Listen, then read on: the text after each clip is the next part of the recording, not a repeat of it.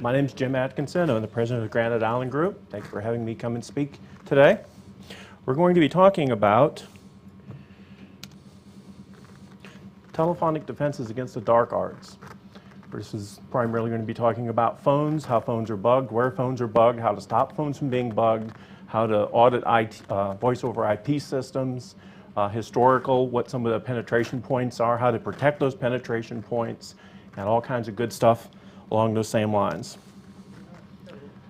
Is there a way to go back into monitors and change the refresh rate? It's the videos going like this. Does anyone know how to do that? Yeah, he just did it. It's under 75 Change the shutter speed on the camera to compensate. What happened is you turn the overhead lights off, which if you turn the overhead lights back on, it should clear up your flicker problem. Yeah, well, actually, I closed the door over there. I closed the blind, but that's okay. I'll try to adjust it from here and see. But yeah, okay. Just keep Okay. You have 6 primary weak points in the telephone communication systems that you need to be concerned with. We have the instrument itself, which is the proper name for the device you put your ear and your mouth to and that you speak into. Technically it's not a phone, it's an instrument. Then we have the local distribution or the in-house wiring. That's the wire that includes the jack, the wire that goes between the jack and the instrument, the wire that goes from the jack up into the walls and the ceilings and down to cross-connect locations. We have the local switch or PBX system, which most of your corporate entities and government entities will have. This can be as small as a bread box. It can be as large as a semi-truck. The local switch is something on your premises, not the phone company's premises. And at each of these, there's a different penetration point that somebody can hit. Then we have the demarcation or the network interface. That's where we go from your property to the phone company's property. We have the transmission system, which is almost exclusively owned by one of the phone companies. This includes your telephone poles, the fiber on the line, the copper on the line. This is stuff the phone company installed for their own use, not yours. And then we have the switching systems, also referred to as a central office.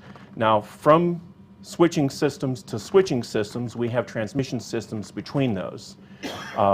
We can actually penetrate any of these 6. We can penetrate the 7th, which was the trunks between switching systems or central offices, fiber optic communications, and the list can actually go down another 10 things, but these are our basic 6 items. Everybody has one of these or a variation of these. These are 2 of the most exploitable phones made on Earth. This is an Avaya system. Anybody in the U.S. government probably has one of those. This is one of the old Merlin systems. These were great. They gave you 4 pair of wires. You only used 3, had high current, all kinds of mischief afoot with this.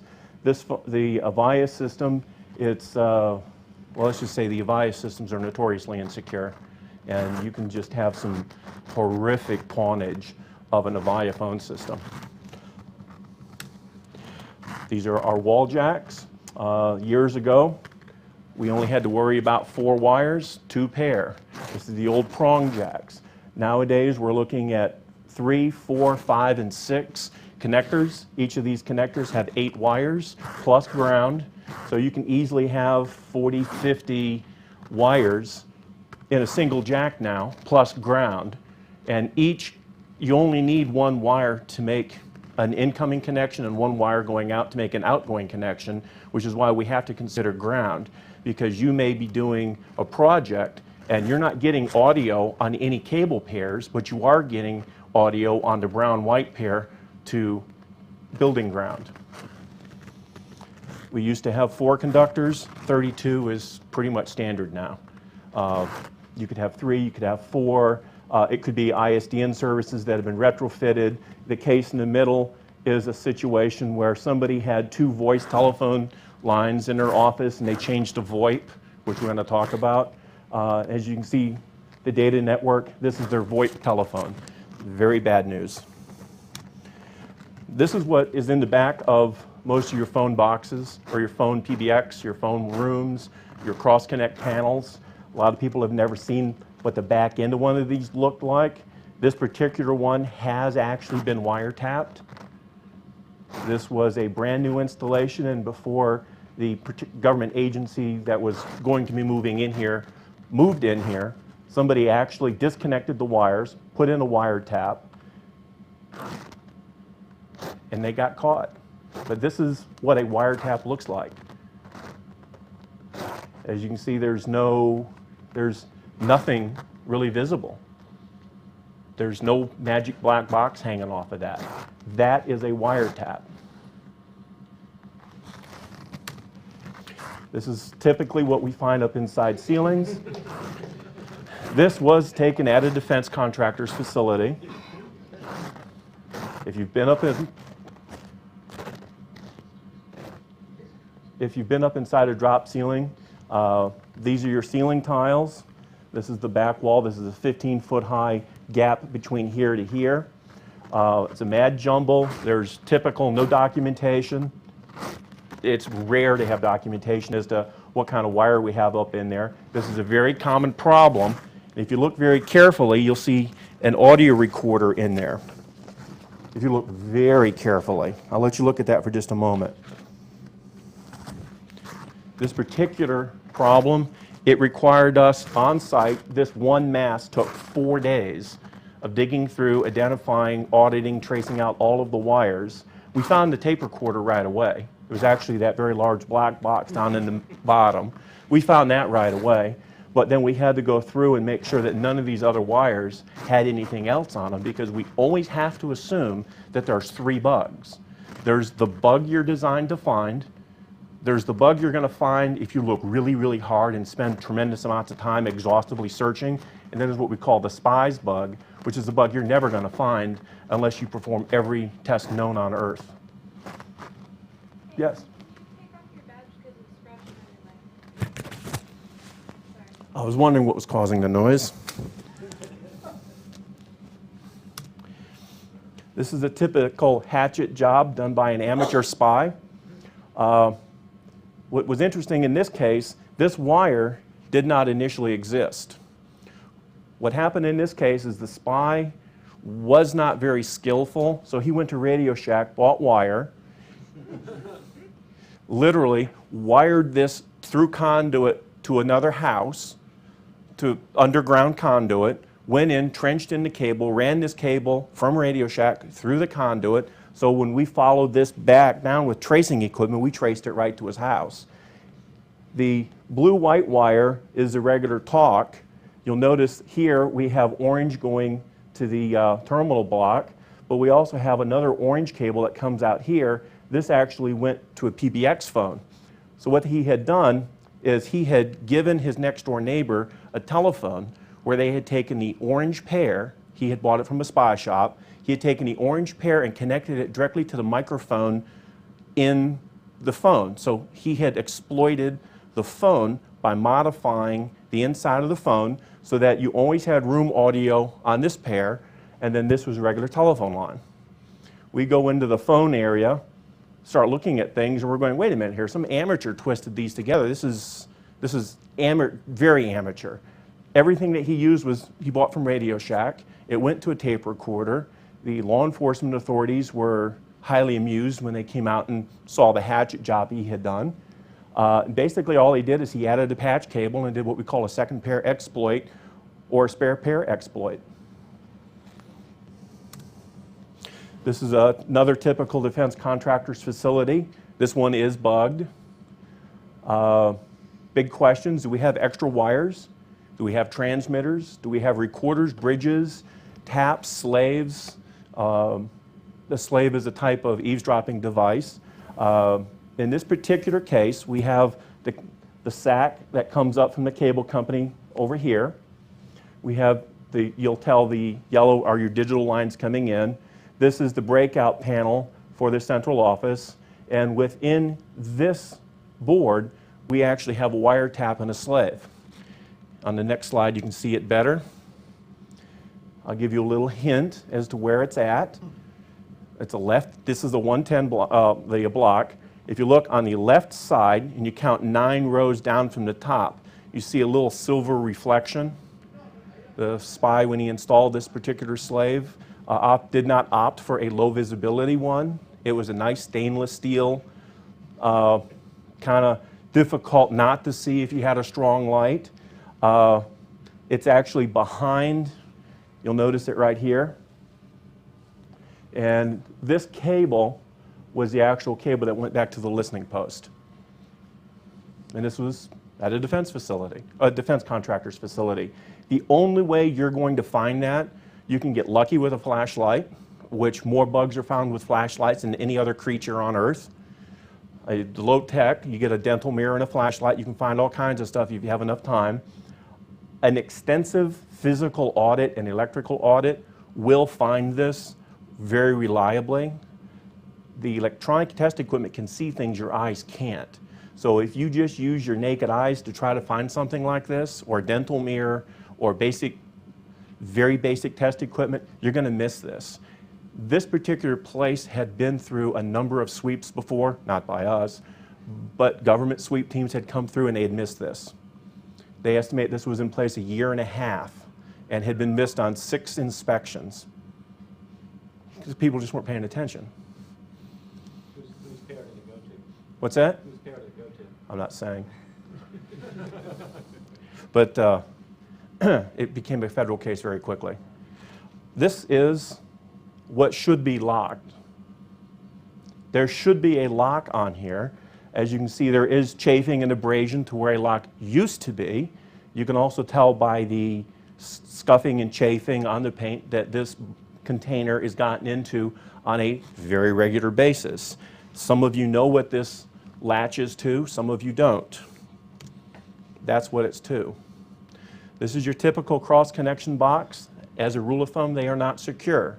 Anybody who has the wherewithal can walk up to it, usually with no tools, just lift that handle up, swing that door open, and welcome to the gates of heaven.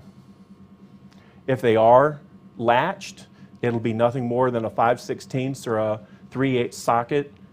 You just put the socket on it, unscrew it, opens right up. If it is locked, usually all the padlocks within a 30-mile radius, it's all the same key. So if somebody has the key, and usually all you really need is a bobby pin to open these. They're nothing special, which is unfortunate from a security perspective.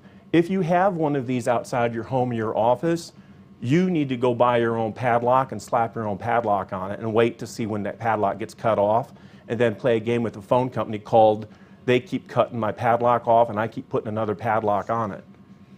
As we actually recommend our clients play that game and just buy about 50 padlocks, and once a week security goes over, makes sure that their phone box nearest to their office is padlocked, and it'll drive the phone company nuts.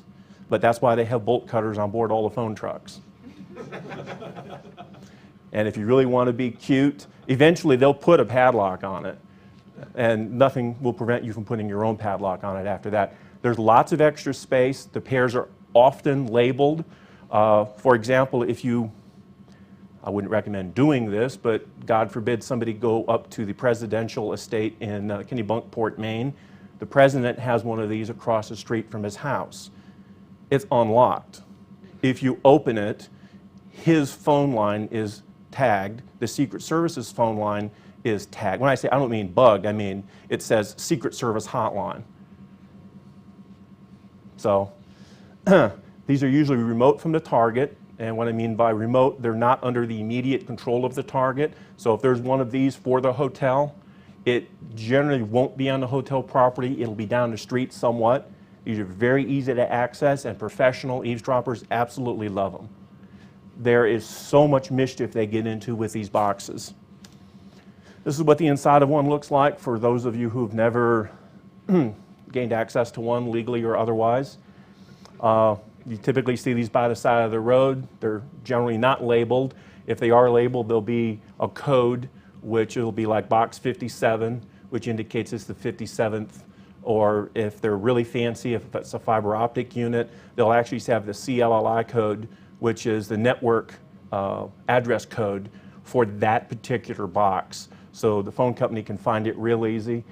This particular one, for those of interest, this one was legally accessed. So if you look on the far left-hand or far right-hand side, these are codes written inside the door to include the password for the local maintenance system, so you can actually plug in, tie your computer into the local switch, and gain full access, perform all kinds of naughty mischief and so forth like that.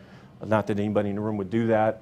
It also contains the 800 numbers to call customer service, the wire room, as well as a note down here as to which pair in the phone closet has the most salacious commentary, and the escort agencies and stuff like that. They're actually noted on so that the phone guys, when they're there working, if they're bored, they can plug in and listen to entertainment. Pair number 557 in this box was in fact tapped. This was what we were called in to find.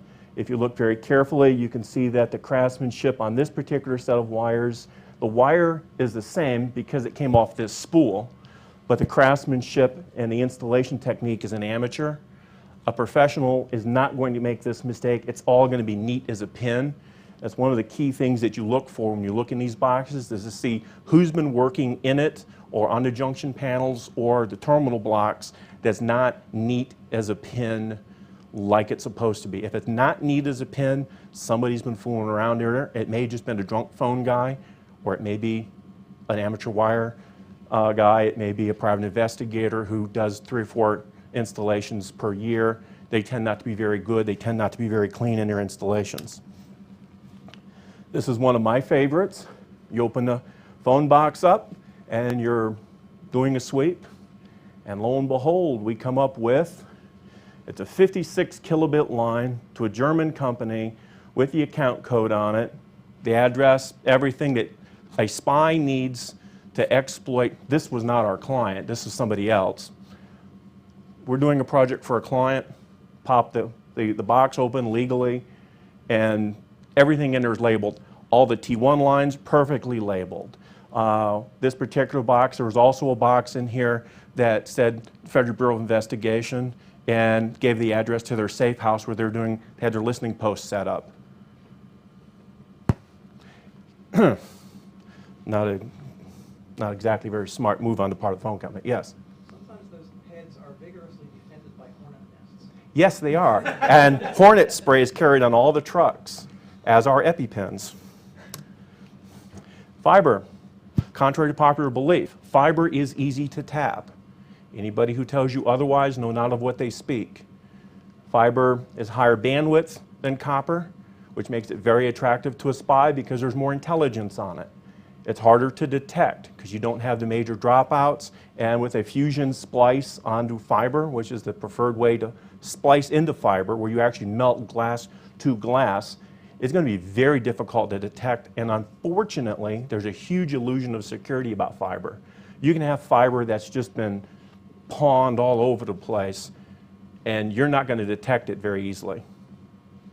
Do not ever think that a fiber optic network can't be wiretapped. It can be easily wiretapped, and you don't have to use anything more than a small handheld fusion system.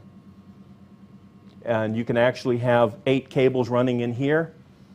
You're using 6 to set your rings up. You've got 6 fibers you're not using. You can actually bridge all of those fibers back to an off-site location. Did I see a hand? Oh. This is our typical fiber optic multiplexer outside. There are versions of this that are inside a lot of office buildings, even small suburban office buildings. Your local Walmart typically will have these. In the wild, you're typically going to see behind it is a copper back here. This is the copper sack. This is fiber optic. The code up here tells us what it is. Also the power. You don't need power for a copper system. You do need power, and lots of it, for a fiber system. If we go around back, we'll actually see a plug where we can plug in a generator in case we have an extended power outage. This is like a holy grail for an eavesdropper. 3,500 services in here, T1s, T3s, ISDN lines, DSL lines galore, 3,500 voice lines. When it leaves here, it leaves on this particular system, it leaves with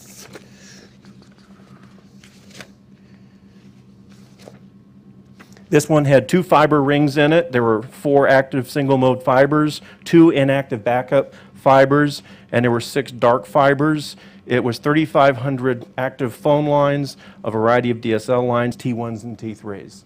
If this was near a defense contractor and somebody hit this box, they would own that defense contractor.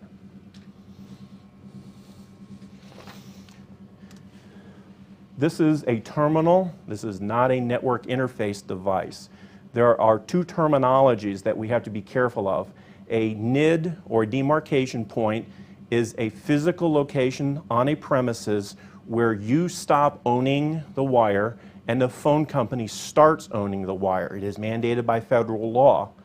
This is not a NID. This is a terminal. So we've gone from the client's home to the NID on the side of the client's house. We've gone underground out to the telephone pole. That cable between the house and the telephone pole, the phone company owns. This box the phone company owns. This telephone pole the company owns. On the left, on your left, is what it looks like closed. As you can see, there's no padlock on it.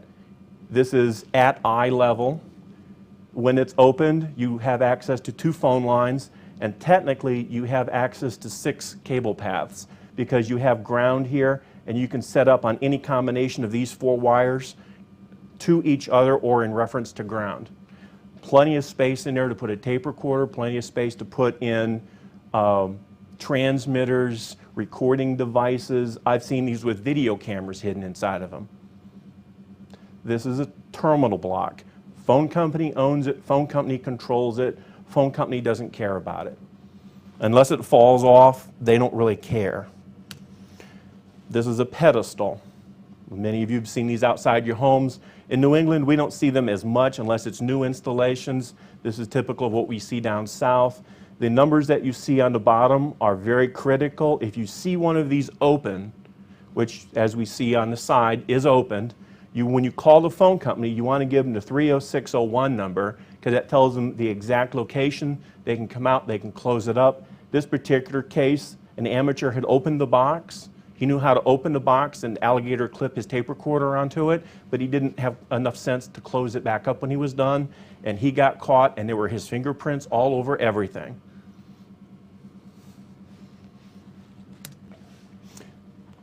We call this the boot, also called the easy access point for those of us in the industry who have things like bucket trucks and very tall ladders. We can get up there, and if we have the legal authority to do so, we can open these boots and inspect them for all kinds of mischief. Usually the cable goes from your NID, or your demarcation point, through the air to the telephone line, to the telephone pole, or the cable where it's anchored, and then it goes into this easy access facility. It loops around. It's referred to as a drip loop, so when water hits it, it drips off the bottom of the drip loop, and then we go up into a splice case that runs along the main distribution cable. So this main distribution cable may have 900 cable pairs in it, but we only need 6 here, and since we only need 6 or 8 here, and when we overgrew that, we just slice in, clamp this over where we spliced in, and splice in our extra wire. Very common place to find professionally installed devices. This is typically not where you're going to find a device that's been installed by an amateur. You're not going to have a husband bugging his wife from this unless he works for the DEA or something. This law enforcement likes to hit these locations because most people don't have 15-foot high ladders, and if they do, they get vertigo when they clamp it on the cable strand. And when you hit these, you either hit it with a bucket truck or you literally clamp your ladder over the top of the cable, climb up the ladder, and it's not that difficult to do. And if you're prone to vertigo, you don't want to do this. It's very straightforward. Within the local transmission network, we have poles. This is actually a bit of an art form. You have to understand what pole codes are. When you call something into the phone company, you have to have those pole codes. So, for example, if somebody ran their telephone or their car, sports car, into this telephone pole in the center, we would want to call the phone company or the electric company, whoever owned the pole, and there actually is a marker, which you can see here, which has the name of who owns that pole. You would call in that there's a black Porsche 911 wrapped around Well, line. Dodge Charger, and those poles are expensive when they make you pay Yes, they certainly are. This is line number 754, pole number 8. This is similar regional area, but this is line number 100, pole number 137. Now, there will be a database that the phone company and the power and the cable TV company has of every single telephone pole that they string wire on, because if this is an electric company telephone pole or an electric company pole, the phone company has to pay rent to the electric company. If you're a major corporation and you've got a facility at MIT and a facility at Harvard and you don't want to dig a trench, you're going to rent pole space from whoever owns poles, and you pay X number of dollars per pole per month to go from point A to point B.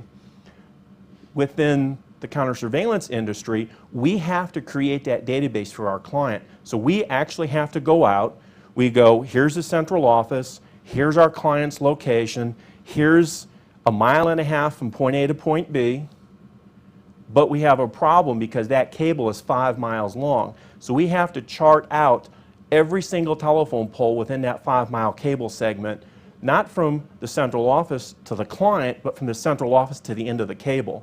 So if our client is 30,000 feet away and it's 15,000 feet away and it's a 30,000-foot cable, we're going to take 3 days just to count the telephone poles, and we have to have an exact to the inch measurement of the distance from pole to pole.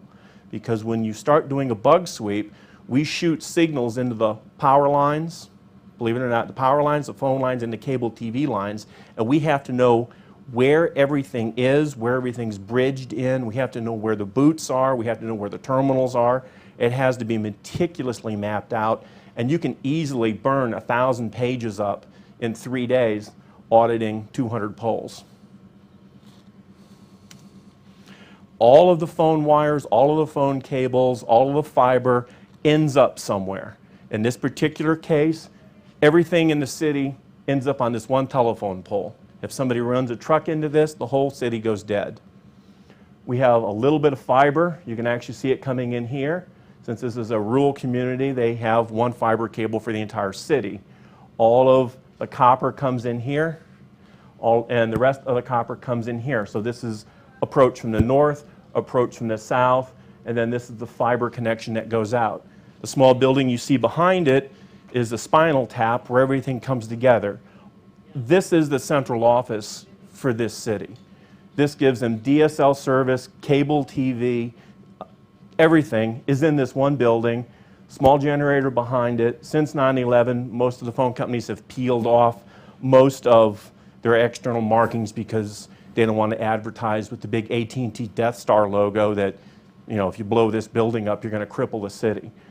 They haven't peeled it off all of the buildings. They've peeled it off most of them. But this Christmas tree, or what we call the spine, is a dead giveaway. There's a major telephone facility there.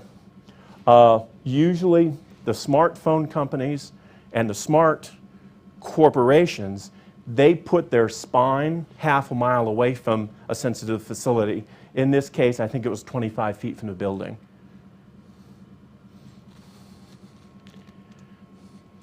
This is the demarcation, or the NID, network interface box, that I spoke of earlier. It looks harmless.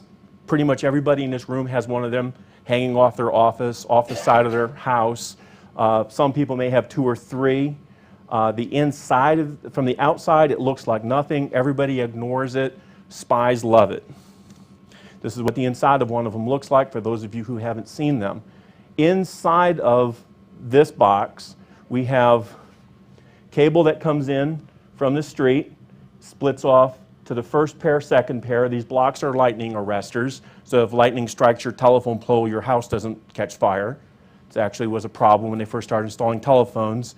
People would get a lightning strike 4 miles down the road, and then their barn would burst into flames. And it was traced to the phone lines. This is actually bugged with one wire. If you look very carefully, you'll see that there's an extra wire that's tucked in behind this. It's a black wire. And so the spy went from ground across like this. So we have 4 conductors for the telephone, and we have ground, and ground can always be used as a return path. So you can go 1, 2, 3, 4, 5, 6, 7, 8, 9, 10. You could actually have 10 bugs hooked up, all with their own independent paths, and it would work quite well. Now inside this box, this whole area up here, this whole area down here, you can easily put 9 illicit transmitters in this one box. You could put one very large tape recorder to catch both lines.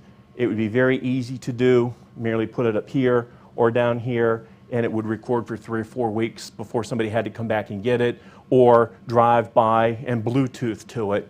There is enough power on these cable pairs to run a device until the end of time. Yes?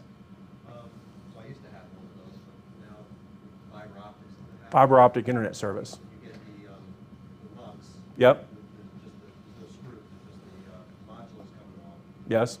Are you covering that in your presentation? Yes. Okay, I won't get ahead. That's okay. If you haven't had the opportunity to do so, I recommend you explore this. There's 2 ways to get into it. One is a screwdriver. You use a screwdriver that lets you in the civilian side. Then you use a special tool called a CAN tool, which is what we have here, lets you in the secure side. Okay, which is, you know, we refer to this as the Windows approach of security. You know, anything will get you into it. Now, once somebody is inside this, they can put stuff in. We actually have clients that will go out, we'll do a sweep, and we'll epoxy the box shut. Or we'll have their alarm company install a switch on this box so that if anybody jiggles the box, or if they open the box, it trips their alarm system. Now, on the instrument itself, we'll go back to the phone system, the actual phone. The most common exploits that we see, vulnerabilities that are exploited, is a speaker or microphone exploit. That's where we take a spare set of wires, we run it into the phone that's usually there already. We tie a set of wires to the speaker or to the microphone or to the ringer, because most of the ringers, the piezoelectric ringers that make your phone ring, you can use as a microphone quite clearly. Typical office telephone, you've got 3 or 4 transducers that you can exploit to collect room audio and channel it out of the room and never interfere with the operation of the phone itself. A spy can install a foreign device. We refer to a foreign device as a bug. It can be a slave device, a recording device, a transmitter device. The problem is it's very easy to catch those. People in our business actually have been known to blow a window place and within 15 minutes found the device, and then the client's upset that he's paying us for 3 days' work. A hook switch manipulation. A spy is not going to install something in the phone. A spy is going to manipulate what's there already. And we're going to cover this in a few minutes. He will manipulate the hook switch, which is an integral part of the telephone, and he can do some fun stuff with that. What the hook switch is doing is it's providing a mechanical and electrical disconnect from the speaker and microphone so that the speaker and microphone do not work when the phone is hung up.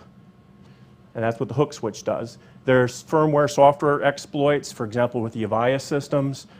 You can absolutely raise havoc by doing slight modifications to the phone itself or to the switch itself, or in the case of Northern Telecoms, you don't have to do anything to the telephones. You do it to the switch because the phones pass room audio all the time. Not a good thing. Siemens too. What's that? Siemens too. Oh yes. Toshiba's do it, the Mitels all do it. And it's unfortunate because a spy has to really do nothing. He doesn't even have to come into your house. He doesn't have to come into your office. You'll never catch him in your office because that's not what he's doing. He's going to the phone room. And the phone room is behind the electrical closet, outside, behind the smoke place, behind the kitchen. A good spy can actually hit your phone room, be in it and out. Yes? Just a comment on that. I used to work in the World Financial Center. Yep. The phone closet was in the ladies' restroom. Yeah.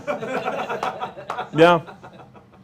I was just at Rockefeller Plaza, Rockefeller Center on Sunday.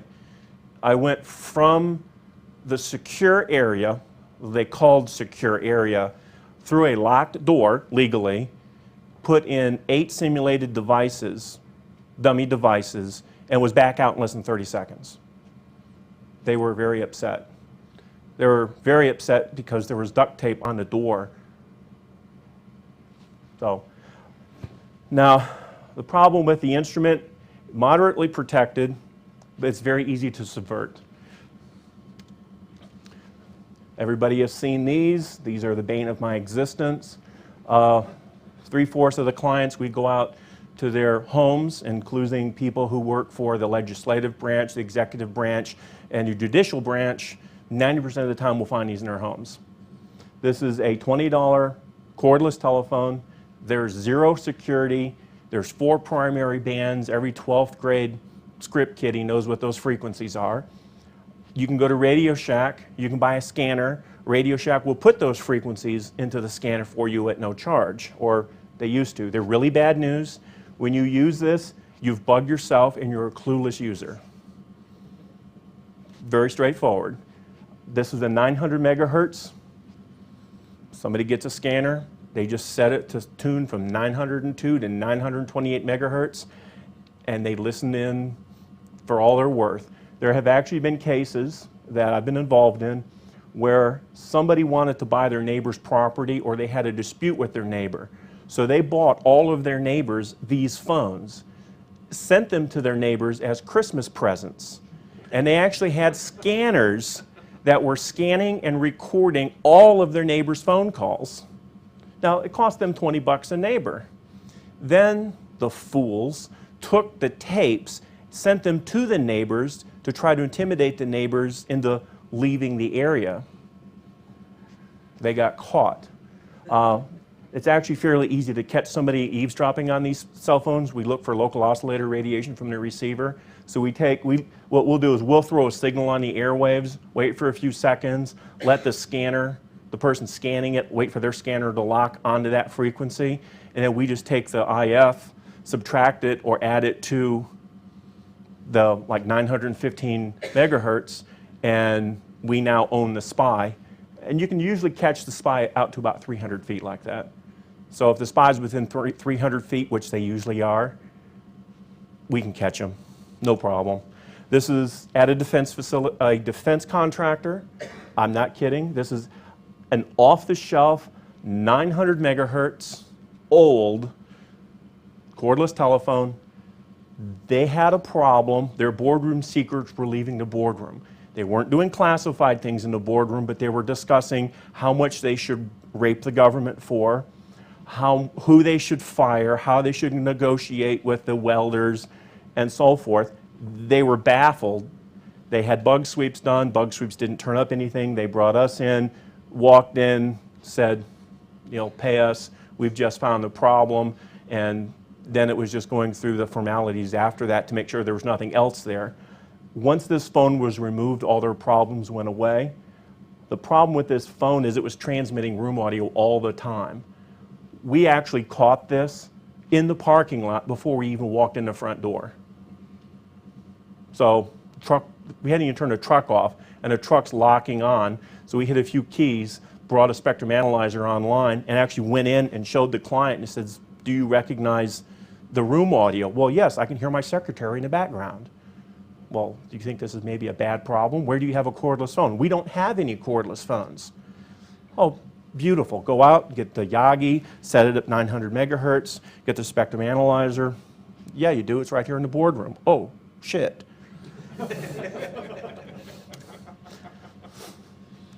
This is a Mitel telephone that has been pawned. There was one modification that was done to this phone. One component that you can buy 100 of for a penny was added to this phone, which turned the phone into an eavesdropping device. And all it did is it connected, this is the speaker, it connected one line of the speaker to a spare pair on the jack, and it transmitted the audio from the microphone all the way back to the listening post through an unused pair. It's absolutely essential when you're checking your phone systems out, you do not have more wire than you need. If your phone system needs one pair to operate, by God, that's all you put in is one pair. If you put in 2 pair, you're tempting fate. If you have voice over IP, I'm not real fond of that, but if you have voice over IP, you want to have confidential discussions, you need 4 pair unless you have power over Ethernet, in which case you're going to have, well, you're going to have to 4 pair for power over Ethernet, but you're going to have 2 pair to get your basic connection. This phone, for a fraction of a penny, was compromised. The way you catch this is you go to the wiring blocks, you go across it with a voltmeter, or you go across it with a spectrum analyzer or with an audio amp, and you just basically listen into all combinations of the wiring. It will give it up. When you do your physical inspection, which is done at the later point, you do your electrical inspections first so that you don't tip off the spies to what you're up to. And as you get towards the end of the project, you start taking things apart. You always take apart the phones because things can be done to the phone that will only throw off a signature for a couple of weeks, couple of months. The phone, if the customer hangs a phone up too hard at one point, he may knock something loose, and that something won't show up electronically. So you've got to open these phones up and check them out, because you may find a bug that's been in place for 3 years, but it hasn't operated in the last 6 months. How are we doing on time? Yeah. This is an X-ray of a telephone. For those of you with very good vision, will notice alligator clips. And you'll notice wires that shouldn't be there that come down to a large transmitter that's taped to the back of the speaker. Now this is the handset here. This is the speaker that's in the telephone itself. It's transmitting room audio all the time. You will find that by an RF detection device. You'll find that with close field probes. You'll find that with a frequency counter, something very inexpensive you can find that with. The best way to find it is physical inspection. So all the electronics in the world they can be beat with a flashlight and a small dental mirror. This is a Polycom speakerphone. I'm sure many of you have seen these in corporate boardrooms. This particular one had a bit of a problem. We opened it up, checked it out, found that a diode was missing from the surface, or from the surface mount diode was missing, and we found where the diode was missing, a capacitor had been installed. Well, the problem with that capacitor is it now allowed audio to be bridged out of the Polycom speakerphone. So the speakerphone was passing room audio all the time. Unless it was unplugged from power, room audio was always on the cable pair. It was hostilely induced. They did determine who did it. We determined how they did it. And if you looked at this very carefully and you didn't know what you were looking at, you would not notice something is amiss. But when you do your instrumented analysis, you hook up your amplifiers, your spectrum analyzers, your oscilloscopes, voltmeters, and you go, wait a minute, we have audio. We shouldn't have audio. Something isn't right. You have to trace down to see what happened. It took hours of checking this board out to figure out that somebody had pulled a diode and added a capacitor.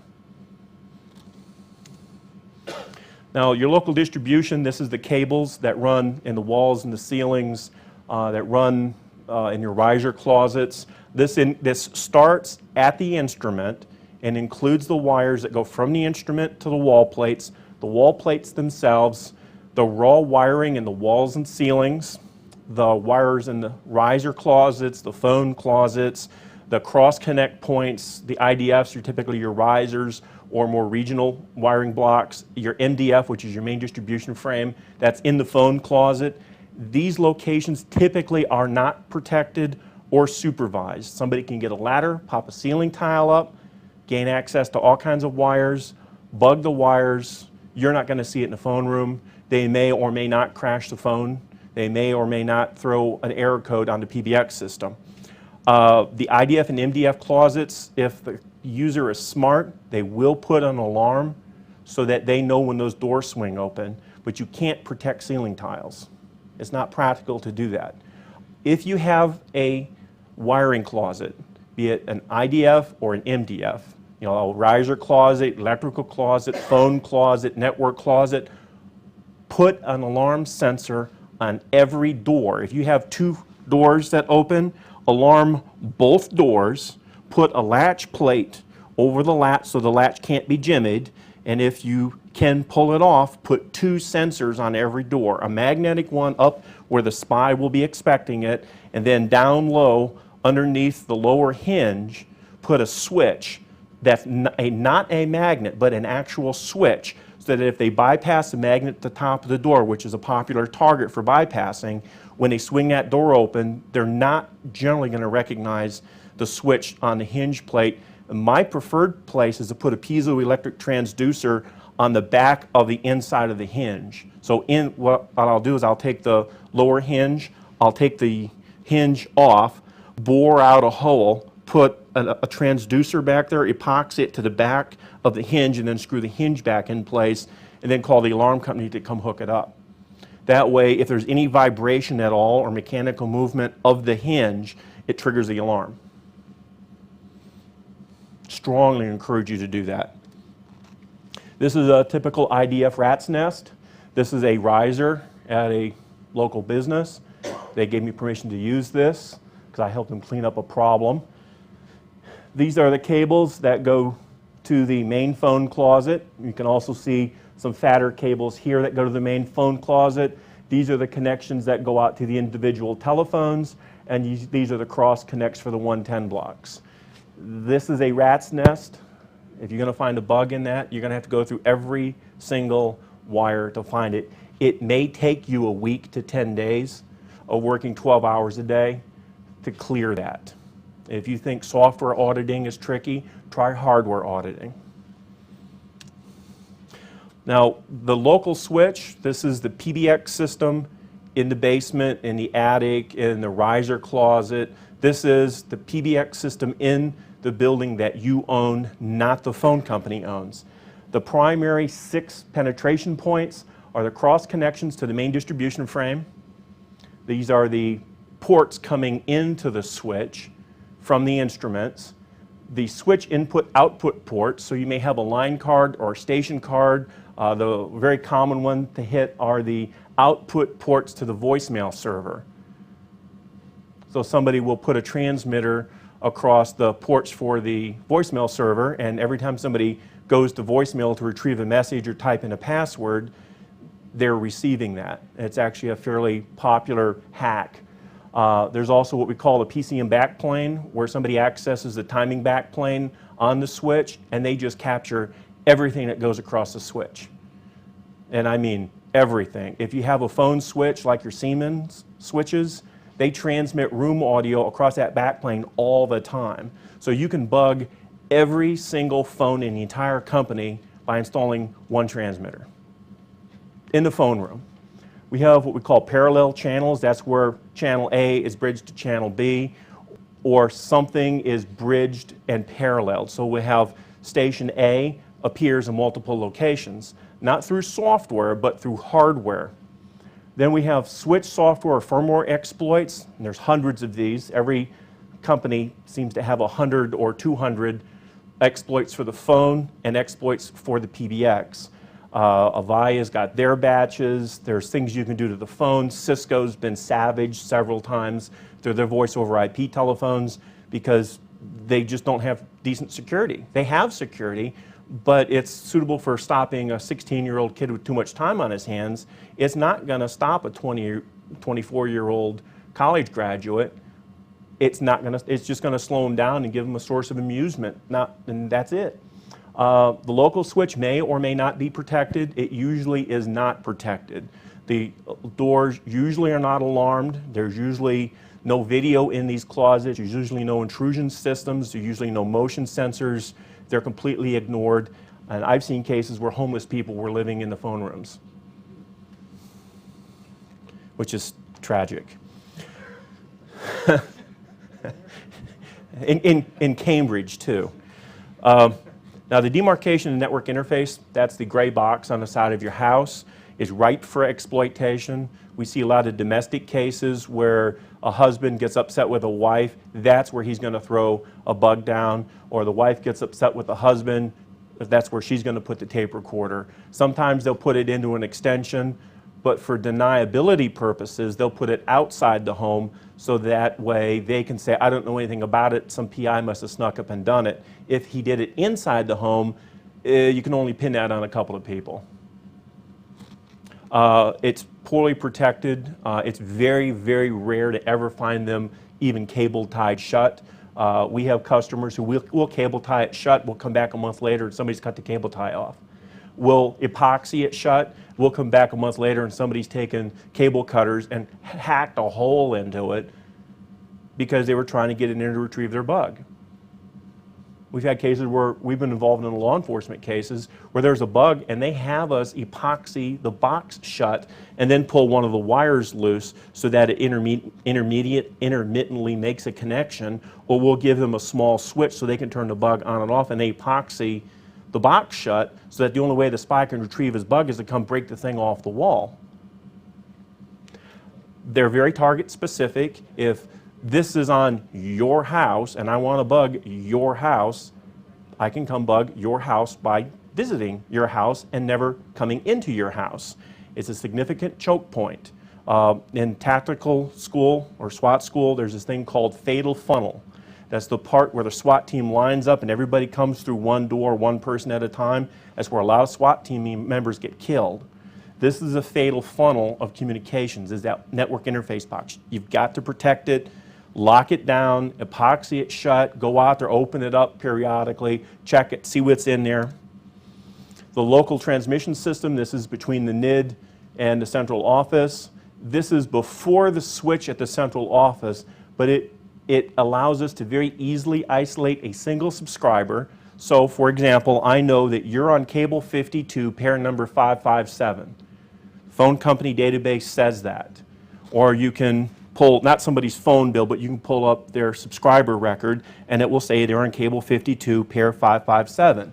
You don't even have to go to their house. You just go out to the local cable cross-connect box, you open a box up, you go down cable 557, you just plug on, you've just bugged a guy's phone. Their terminals are frequently open. Boots are usually, there's no lock on boots.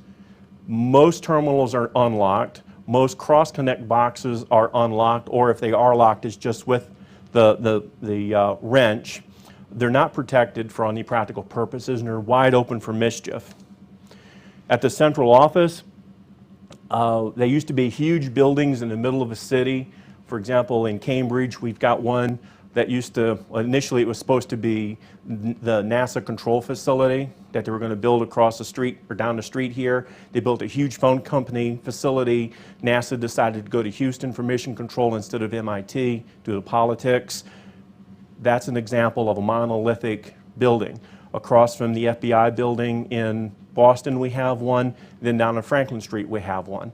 Those are what we call a monolithic building, where they would have 8 buildings above ground and 8 stories above ground, 2 stories below ground, generators, turbines, batteries, operators, people sleeping there at night.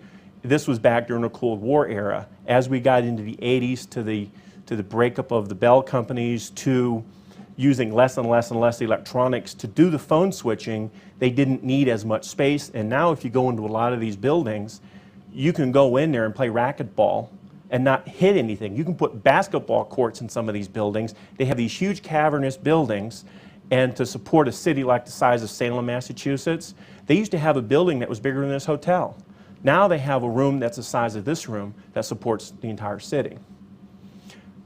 Post 9/11, they've removed most of the logos that indicate, not in all cases, but in the vast majority of cases, the phone company is very nervous about mischief.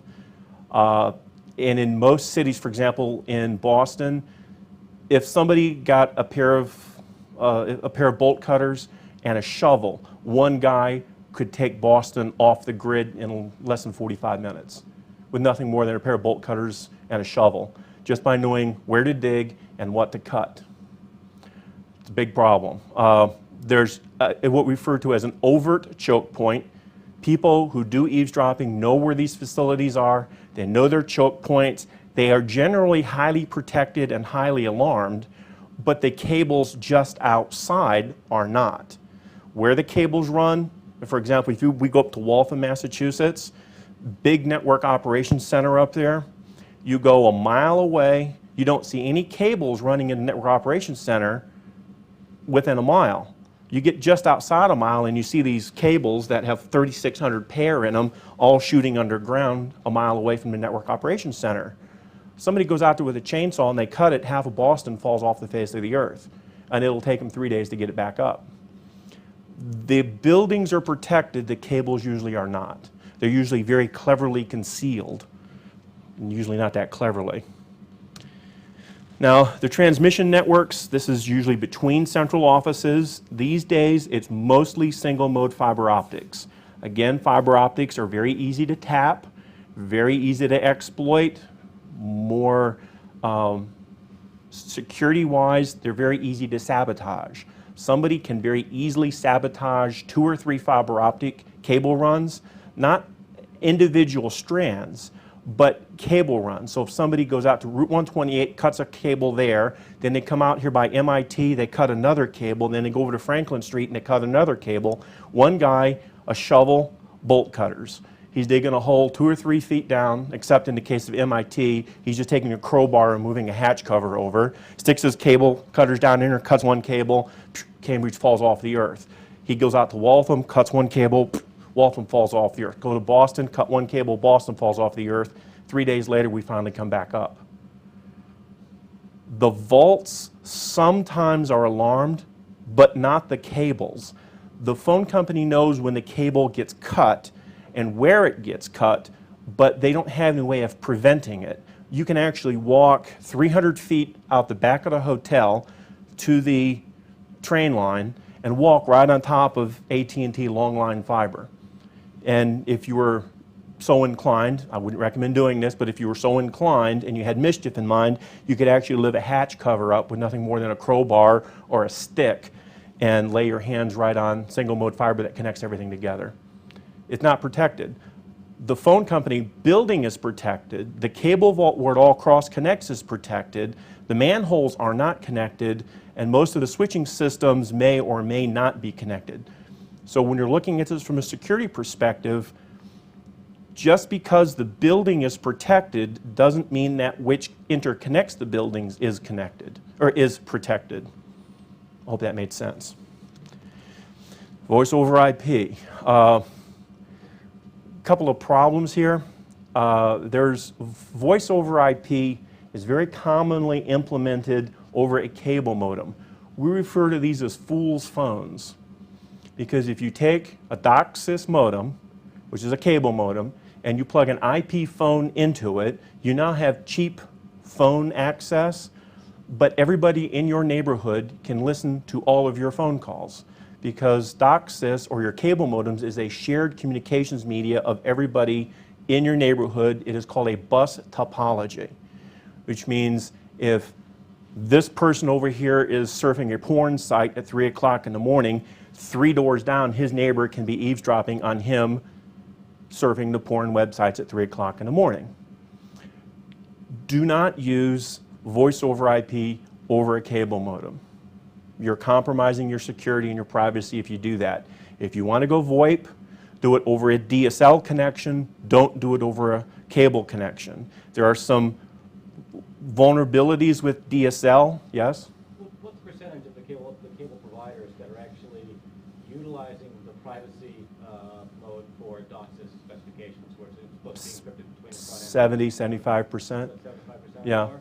Most of them are setting it up for DOCSIS 2, not DOCSIS 3. Right. So with that in place, is it still that bad of a problem? Yeah, it's a 56-bit key. 56-bit key, you're not talking minutes to break, you're talking milliseconds. And you're not talking about NSA supercomputers, you're talking about Best Buy on sale for $1,200 computers. Unfortunately, broadband services, VoIP over a broadband service is dangerous. If you're going to go VoIP, do it over DSL, but also it's no more secure than a regular telephone line. If you're in a hotel somewhere, don't use VoIP. Not a good thing. Be very cautious about broadband services.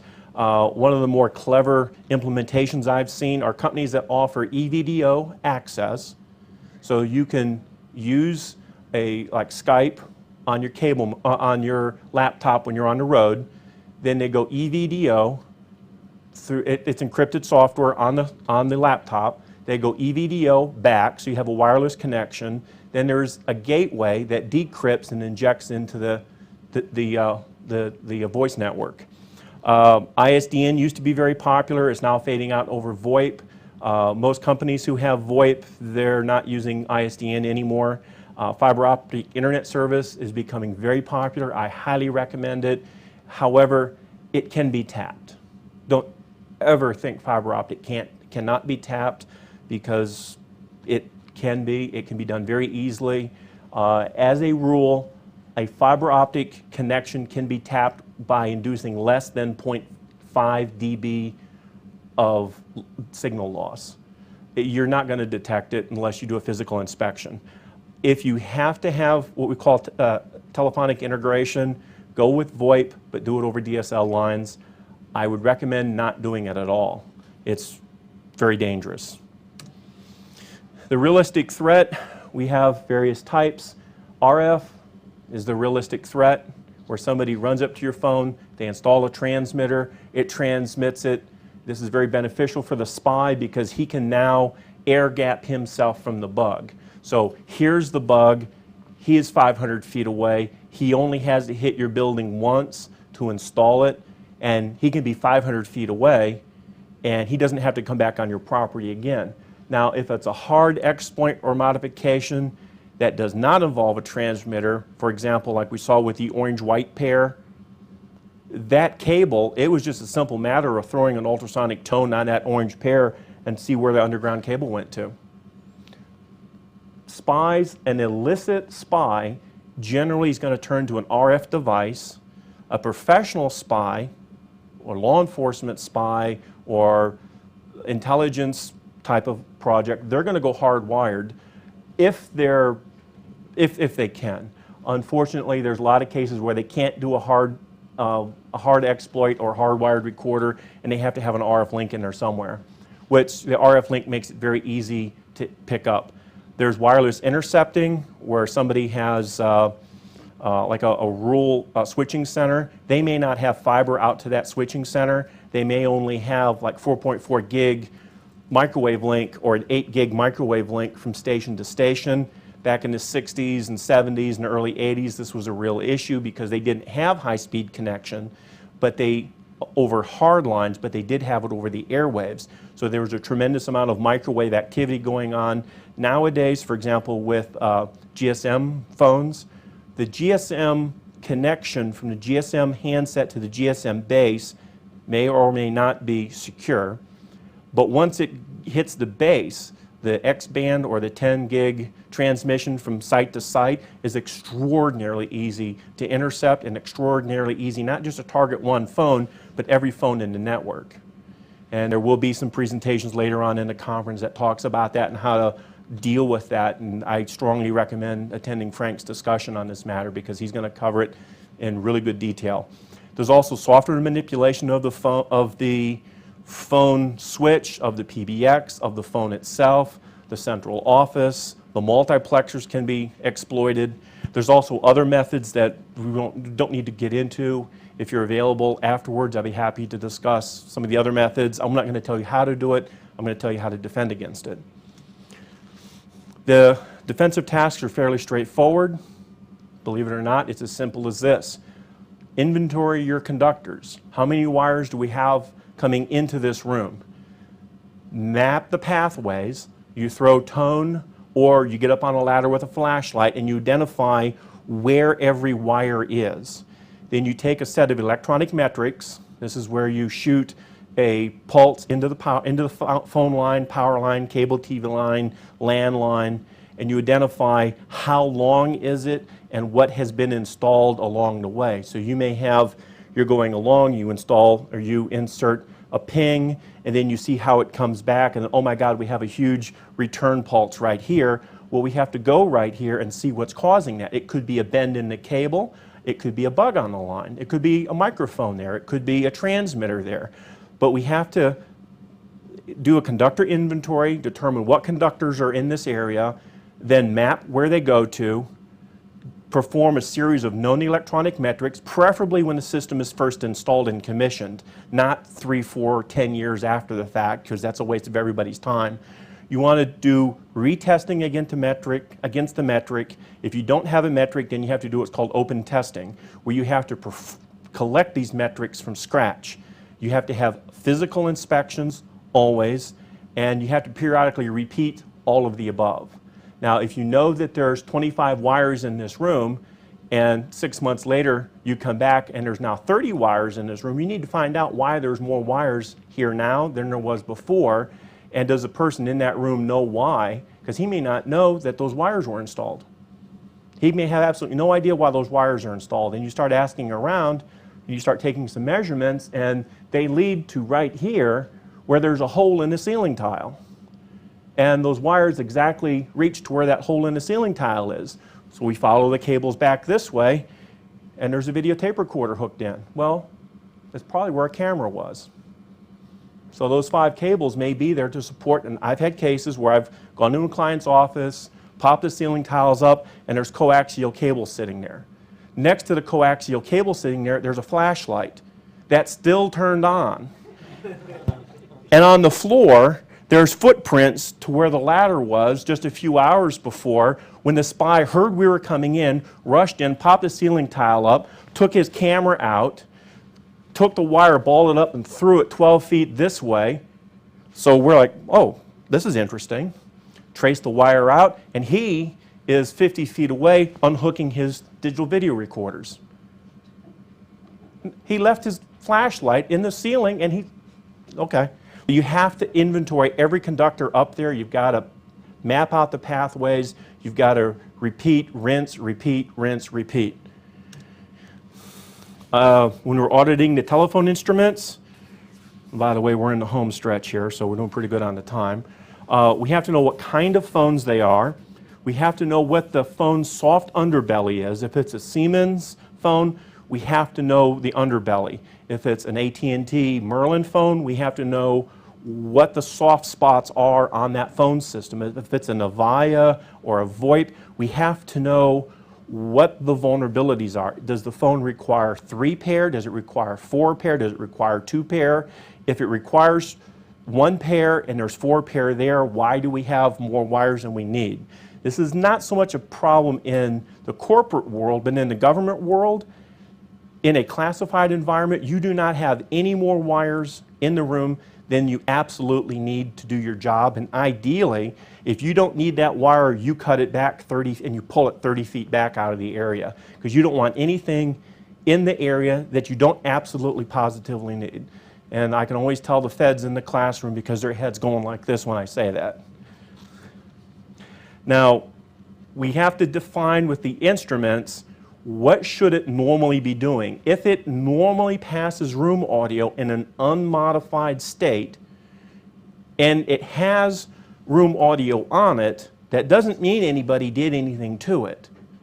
So you have to know what the phone can do, what it has done in the past, what the exploit points are, where the areas of concern are. If you find something, you have to make the determination, is it a threat? It may not have been hostilely induced, but it may be a threat. A good example is certain types of not intercom, speakerphones. When you use the speakerphone, it transmits a tremendous RF signal that you can pick up 1,000 feet away. It's not a hostilely induced device, it's a flaw in the design of the telephone. When Rockwell came out with the Rockwell data pump modems, one of the big problems with it is the FCC didn't like the modem because when people would go off hook, it would jam the local FM radio stations. And you could actually take an FM radio, tune it to a certain frequency in the FM dial, plug it into the audio jack of your computer, and listen into passwords being typed. Is it a design flaw or is it a hostile manipulation? And if it is a threat, what can we do to mitigate it? Is it a feature, a hazard, or a risk? These things are a key mantra in our business. Is it a feature, a hazard, or a risk? One of the most important things you can do to do a wire path audit is a flashlight, which you can see my flashlight here and my spot on the wall from the flashlight, and a ladder. The ladder has to be tall enough that you can get up in the ceiling. Safety tip, your belt never goes above this point. It never goes from side to side from this point. It never goes above this point. So you have to have a ladder or ladders tall enough to get you up into the ceiling. In some cases, your ladder may actually be touching the ceiling. In this particular case, I think this was a 12-foot ceiling and an 8-foot ladder. Yes? You haven't worked in theater, have you? Not yet. Give me time. Top step it all the time. No, I realize that. I've actually had a couple of acrobatic stunts, shall we say, where I was standing on the top step of a 12-foot ladder, and apparently the laws of physics decided it didn't like me that day, and ended up in the emergency room a short time thereafter trying to figure out what I was doing under the bright lights. So I preach, thou shalt not go above that. Now, to do a wire path audit, you don't need $1 million of equipment. You need a flashlight, a notebook, a tone generator that costs $200, and note paper. That's all you need. And a lot of time. And a hell of a lot of time. It's not something that you can come into like a room like this. You can't come in here with 2 guys and knock it out in a day. You can come in here with 2 guys and still be here a week later. Now, your client is paying you, too, by the day. But you have to do a proper job. Like if this was like a conference room that classified information was being handled in, and you're just here to do the wire audit, you may be here for 2 weeks with 4 guys. And when I say 4 guys, that's 12 on, 12 off, 12 on, 12 off. So you're here with 2 people from 12 to 12 and then 2 people from 12 to 12. So you're doing 24 hours a day for 2 weeks to audit just the wires in this room. And it all boils down to you taking your information and putting it on paper to tell the next set of people what to look at. Now, when you audit the wires, we want to know what wires in the wall. We want to know what wires in the ceiling. We want to know what the wall plates are, the termination points, the junction points, the punch blocks. Listen to your voice of reason on this. If it's not supposed to be there, it's not supposed to be there. If it's supposed to be there, it's supposed to be there.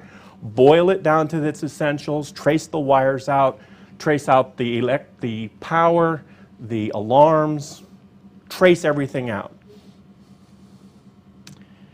When you're doing your conductor auditing, it's done on paper. You can get all kinds of software, and the software will lead you astray. Put it on paper.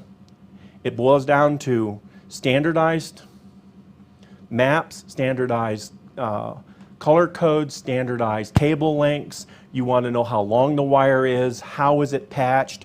Now, we're not talking about making measurements at this point. This is just auditing what's there, not actually shooting it with any test equipment.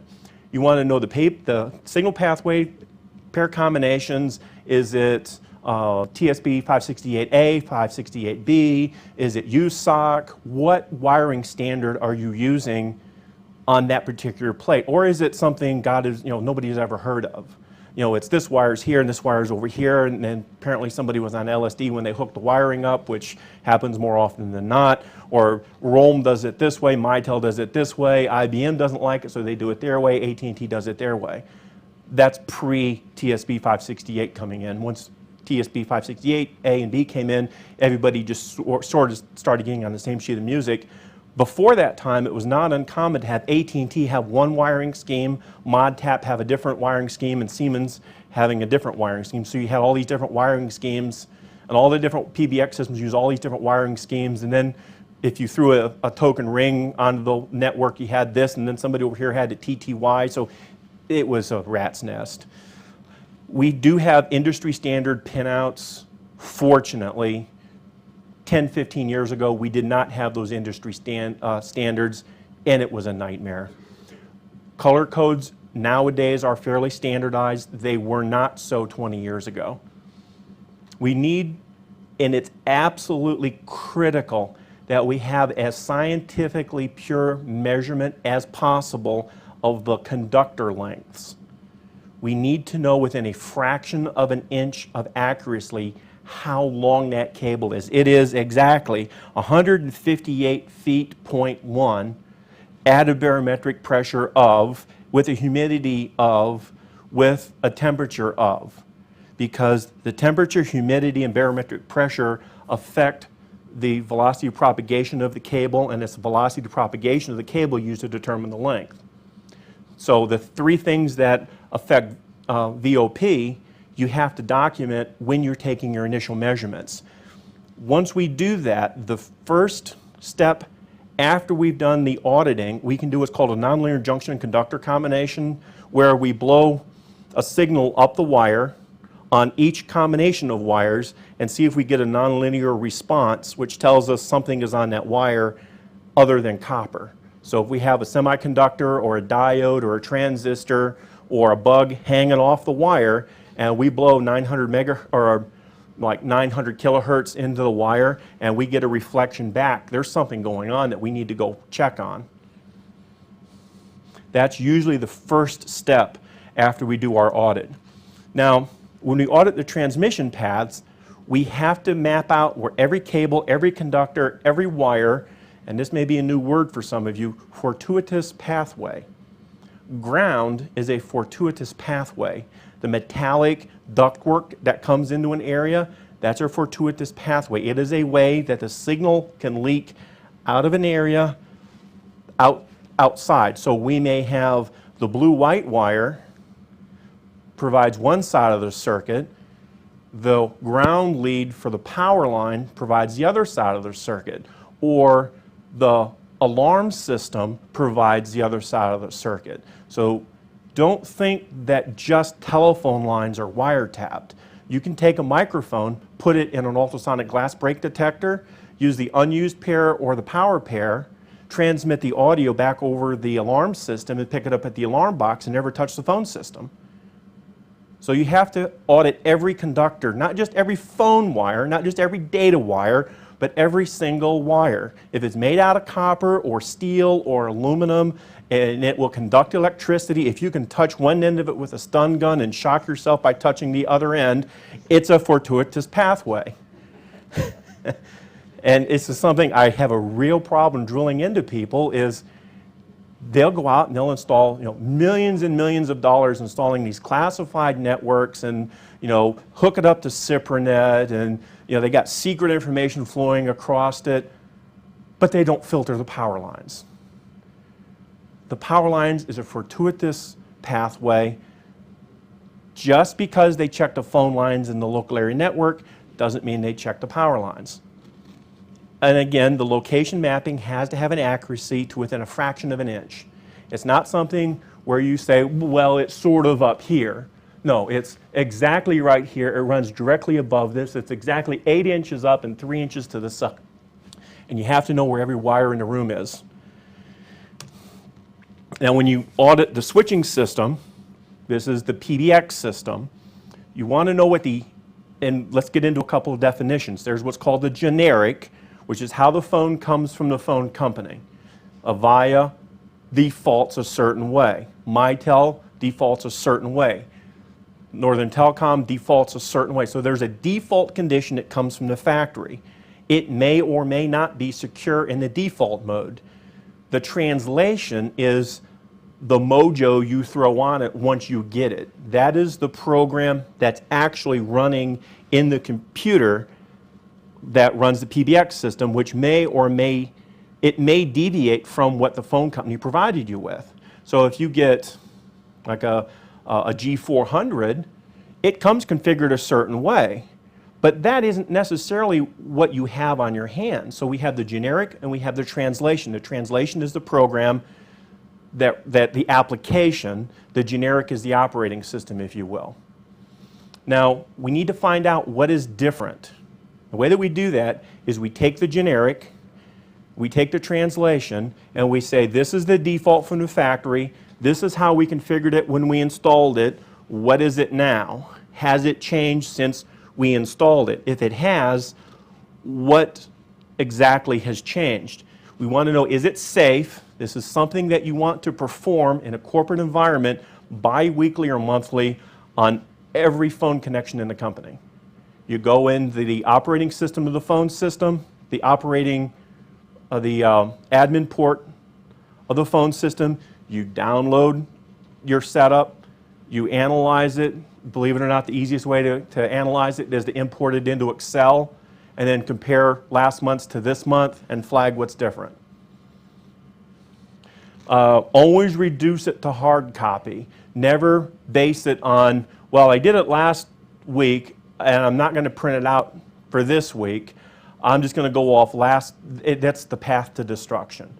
Once you have it, reduce it to hard copy and not necessarily have somebody witness it, but have it filed somewhere so that you can go get it from a secure environment, open the 3-ring binder up, and go, okay, here it is for this week. Here it is for the week before that. Here it is the week from before that. Because if you have some monkey business happen, some hacker gets loose in your phone system, some script kiddie gets loose in it, some phreaker gets loose in it, it may go on for months before you catch it. If you're auditing these things bi-weekly or monthly, the problem's not going to go on for very much longer until for you to catch it. Usually the modifications to the switching systems are done through the maintenance port, which is one of my real points of contention, because people don't disconnect these ports. They connect them at the dial-up modem, full backdoor access into the whole PBX system. You can piggyback this extension onto this line. You can manipulate, you can download voicemail. You can just raise holy hell with the diagnostics ports. And the easiest way to get around that is to buy an egg timer. Put a switch on the egg timer, you crank that egg timer for 60 minutes, it connects the diagnostics port, you call AT&T, you say, okay, go ahead, dial into my modem, and then after 60 minutes, that clock runs out and it removes the power from the dial-in modem. Cost you $3. Your phone system isn't secure, it's more secure.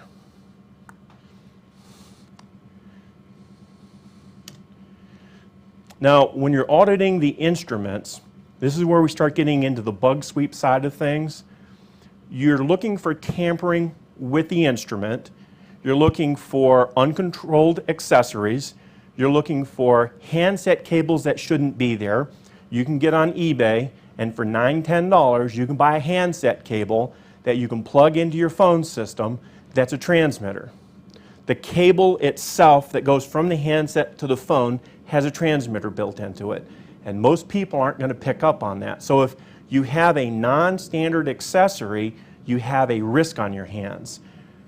In the case of the cable that goes from the phone to the wall, the same thing. You need to make sure that everybody has the same cords, everybody has the same handset cords, everybody has the same swivel adapters, that you don't have any Bluetooth headsets. I don't care how busy the secretary is, it needs to be a hardwired connection, not wireless connection.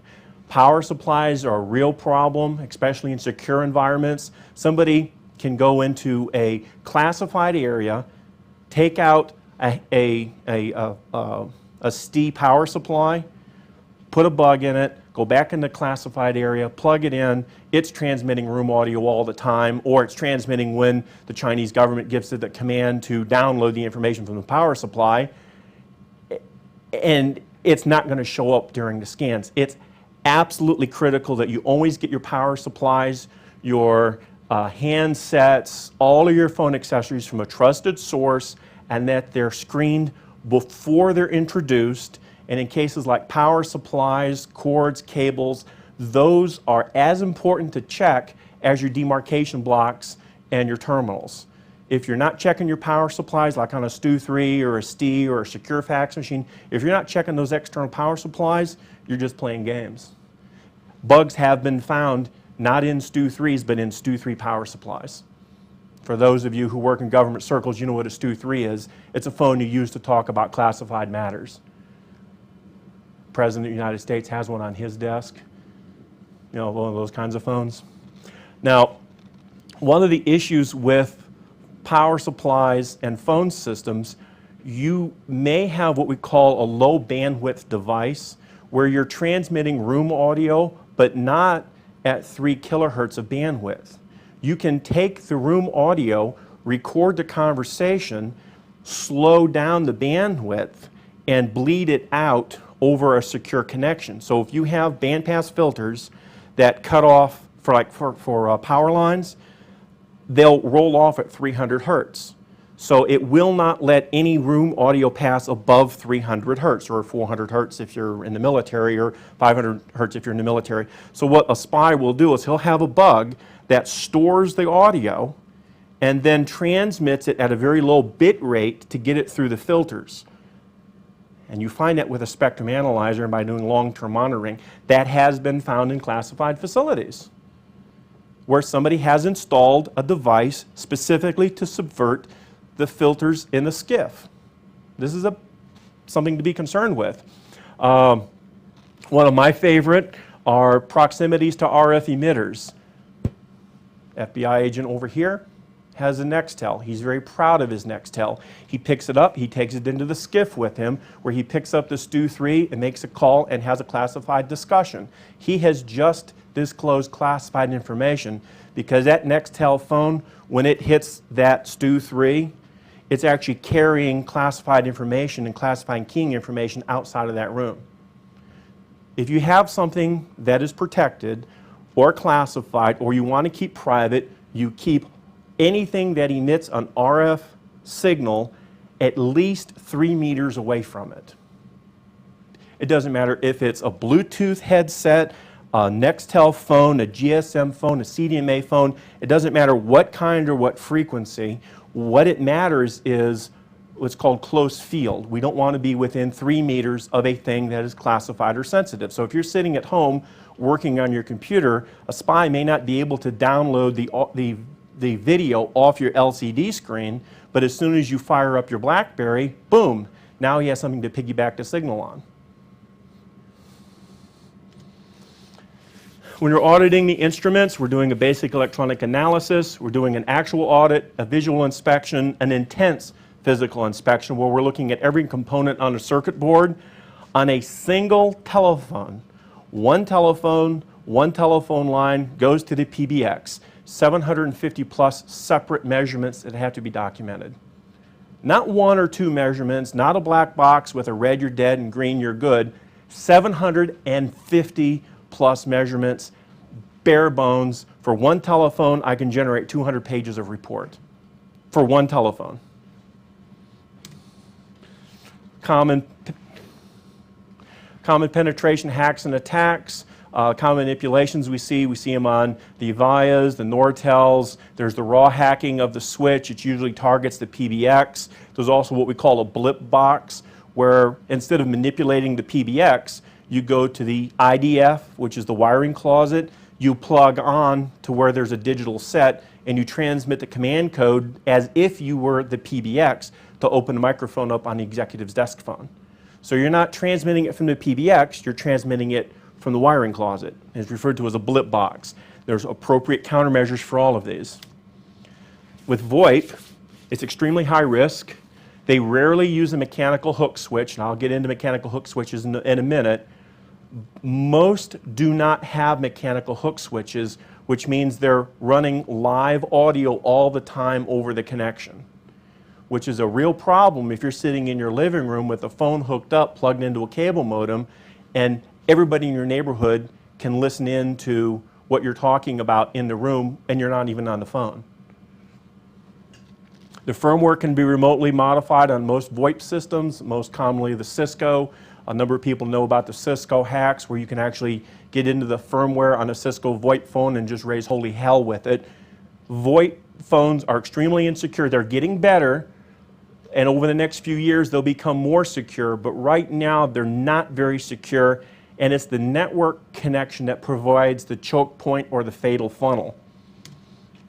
There's multiple packages available that will allow somebody to monitor VoIP and reconstruct the audio. For example, Can-Enable, Wireshark, there's many others. There's new software coming out every month, downloaded free of charge on the internet, and it's pretty much plug and play functionality. You don't need to know anything about VoIP, you just need to go, hi, I'm a script kiddie, click, click, click, click, click.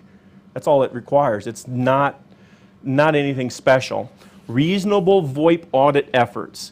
Inventory all of your VoIP network connections. Only plug a VoIP phone into a true switch, not a hub, a true switch that maintains traffic statistics on a port-by-port basis. So we know that this port is dedicated to executive so-and-so. Executive so-and-so is on vacation this week, hence that port should have little or no traffic on it.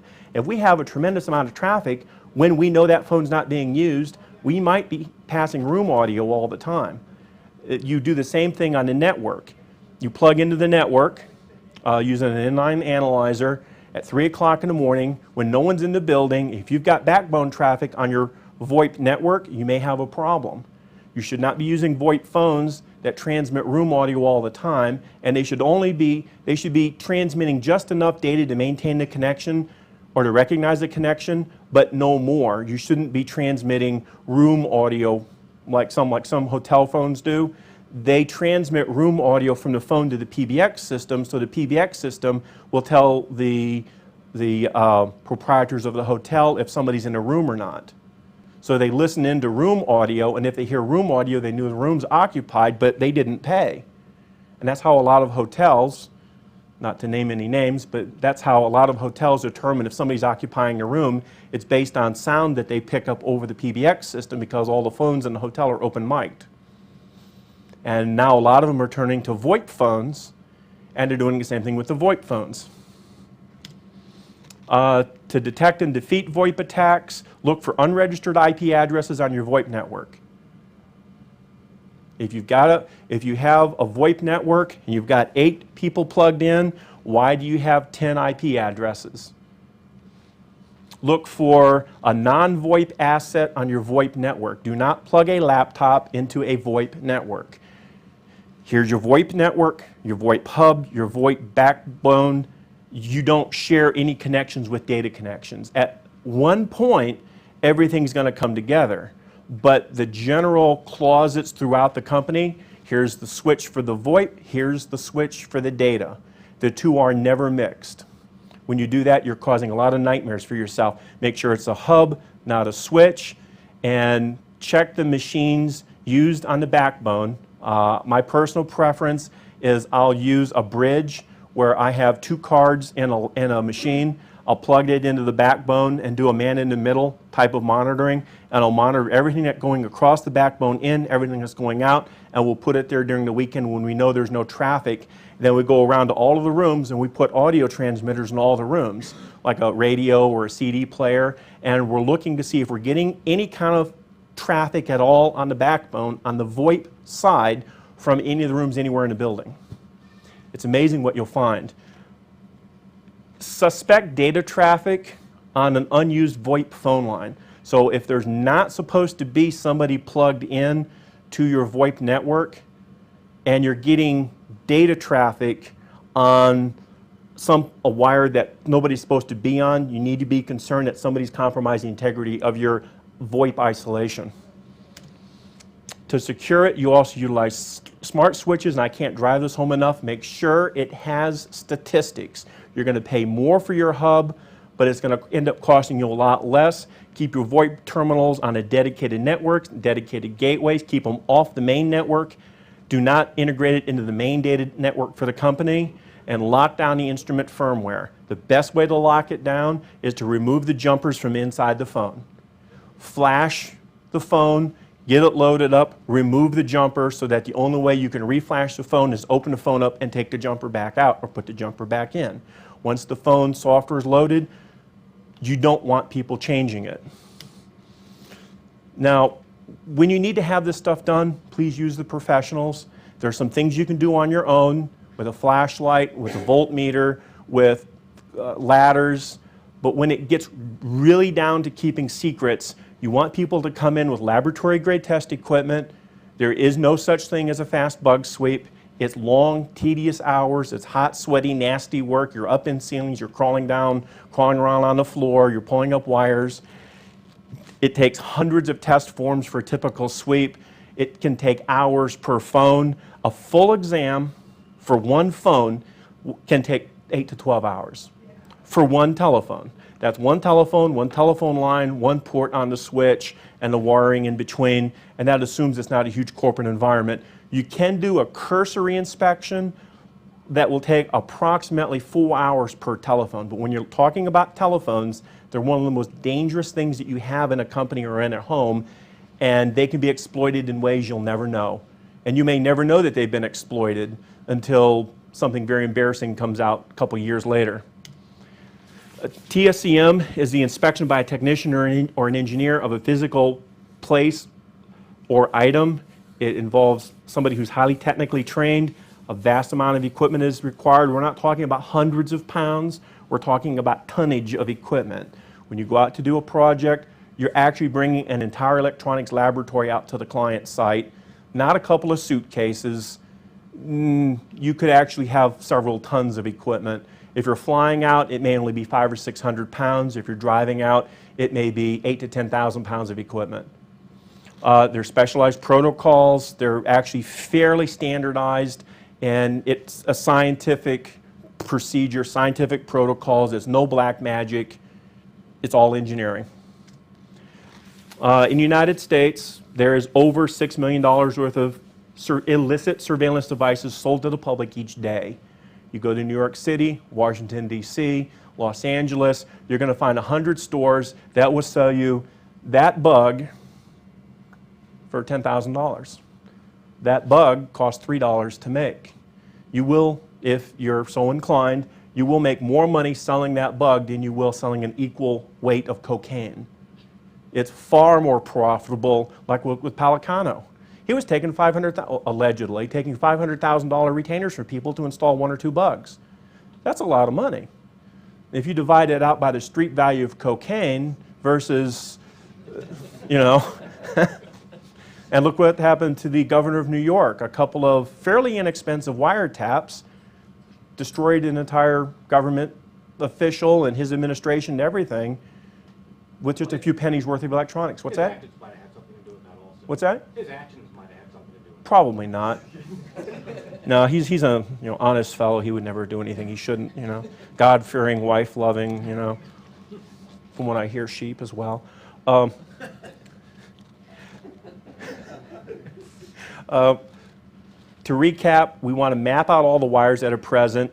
We want to rip out all of the unused wires. We want to pull back 30 feet. We want to not just cut off, but we want to cut off and then pull back so that it can't be drawn back into our area and reconnected at some future point. You want to certify and seal all the wires that are going to be used in a controlled environment. And I don't just mean a classified environment here.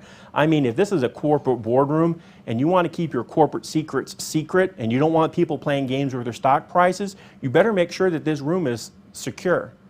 Because somebody's going to install a bug in here just so they can get a slight advantage in the stock market, and all they need is a little bit of information to make millions and millions of dollars very quickly in the stock market. So we're not talking about, this is a listening facility for, some classified intelligence agency. We're talking boardroom stuff. We're talking an architect's office. We're talking a professional photographer. Professional photographers are absolutely nuts about the electronic security of their shooting, because they're shooting a year before the fashion hits the street. If Ralph Lauren or Victoria's Secrets is having a photo shoot done, they're going to have a bug sweep done of the studio before the photo shoot's done, because they don't want any of the information that is shot for the catalog that comes out next year to be leaked to their competitor. So they're absolutely, and some people, they don't realize how valuable the secrets are. We're not talking defense secrets here. We're talking about the color of underwear. Woo-woo, yeah, woo-woo. And you should always have TSCM services performed on wires before you have live usage. Ideally, you want somebody to come in and do TSCM services before an area is wired, then while the area is wired, and then once it's all wired and before anybody moves in, you want somebody to come back and recheck it, and then you want to come back and have it periodically checked. And how often you have it checked is a judgment call on behalf of management.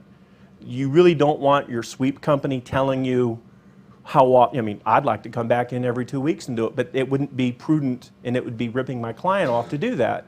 Some clients once a year, some clients once every indictment.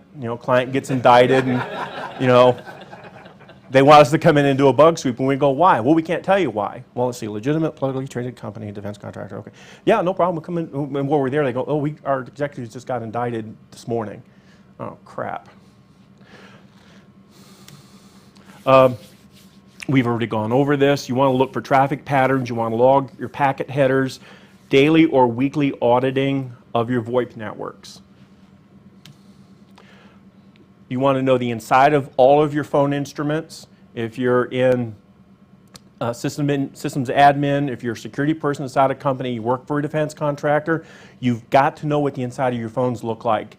Don't be afraid to get a screwdriver out and start breaking stuff. It's okay.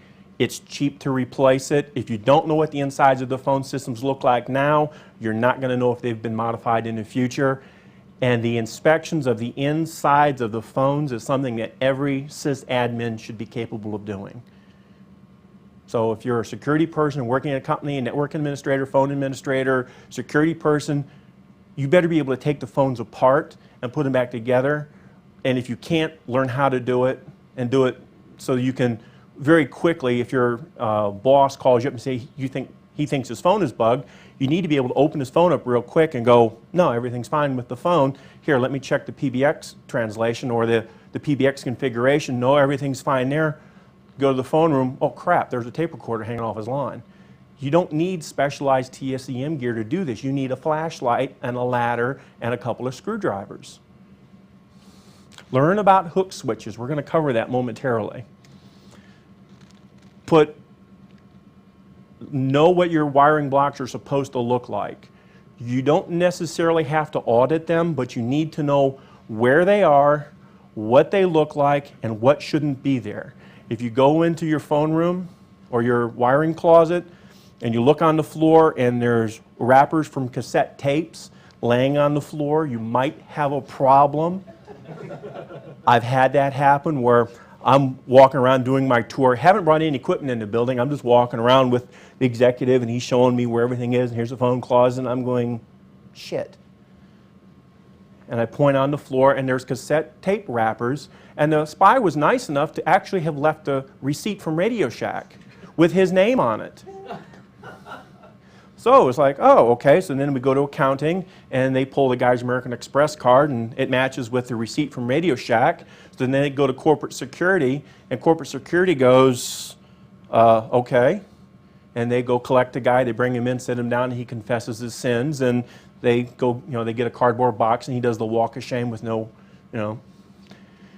if you can get it, try to get video coverage of the outside and inside of your IDFs and MDFs. These are your electrical closets in your phone rooms. It's prudent to put a camera in your phone rooms way up in the corner so you can see what is being done to your wiring blocks. This is always fun when like Avaya or AT&T comes out to work on your phone system and they claim they didn't unplug something and cripple your entire phone system, and you go, but we have video of your guy doing it. It also helps you repair the damage that the phone guy did. As far as the demarcation points, you want to map out all your copper appearance points. You want to map out where the cable bends, where it's bound up. So for example, if a cable goes this way and then it makes a 90-degree turn, you want a written note of where it is, what it does, where it bends.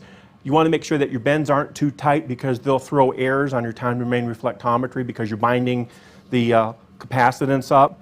So you want to make sure you have nice even bends on everything. And if you're installing your cables according to a Bixby standard, it's going to be all nice and neat, and it's just going to be a beautiful thing.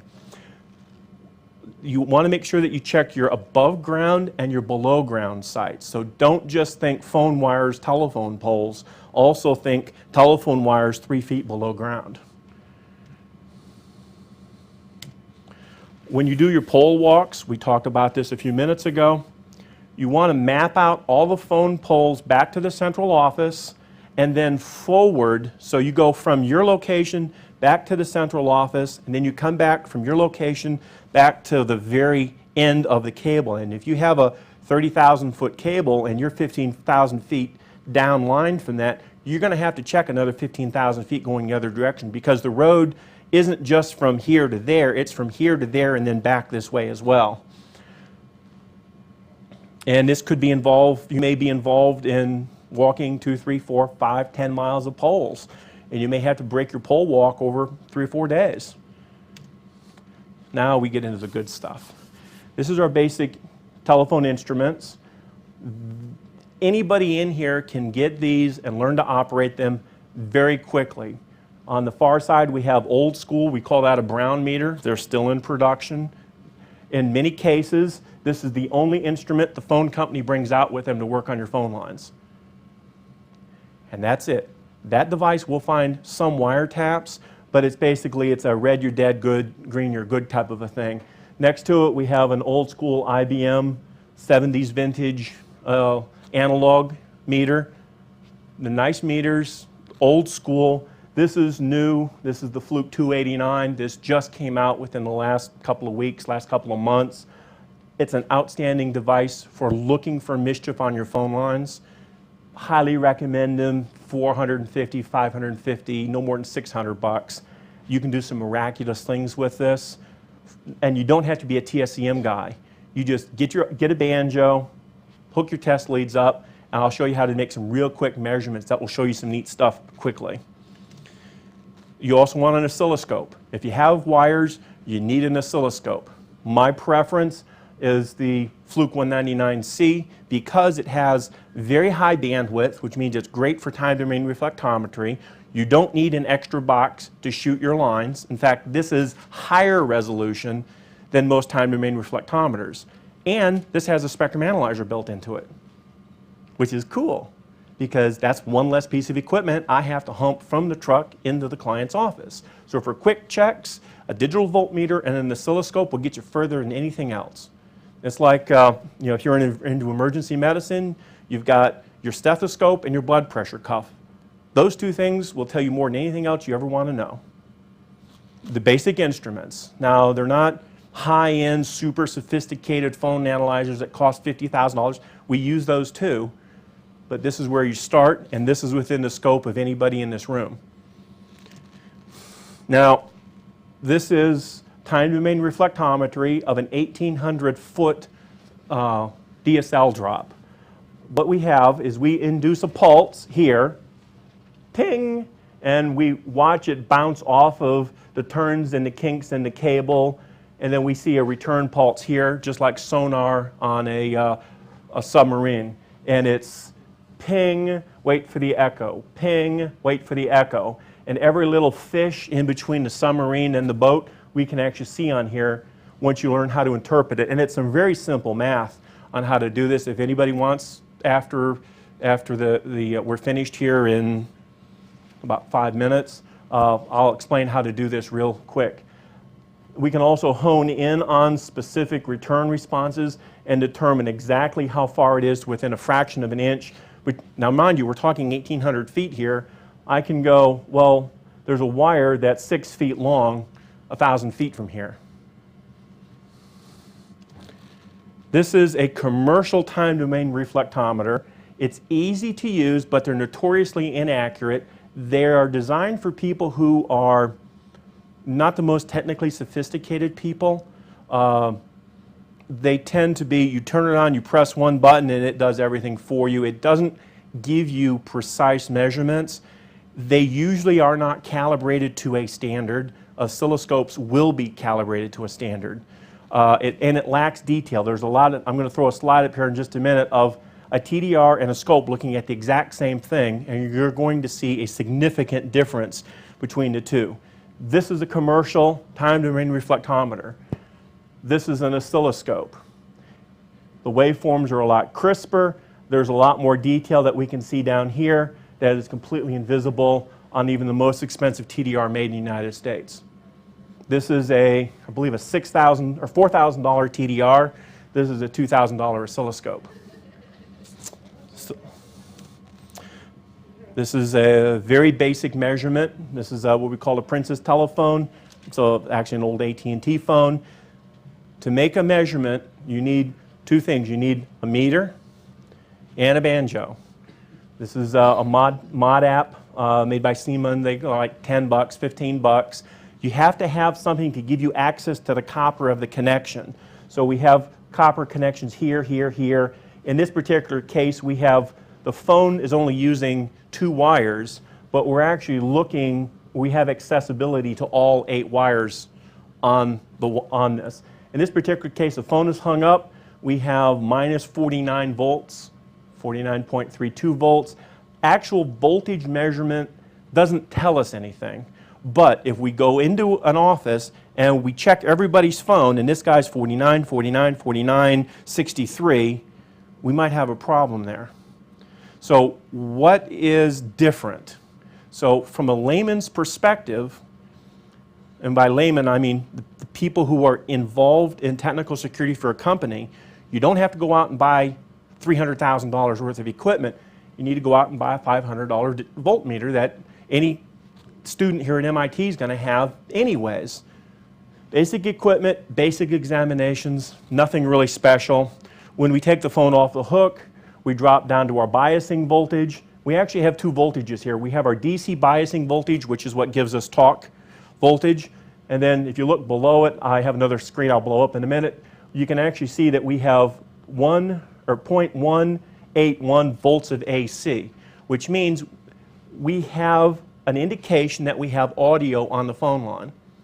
Now, if this phone was hung up and we had a similar signal, that may be passing room audio through the line. So if we have more than 500 milliamps or 500 millivolts of audio or of AC, we may have audio flowing down the line.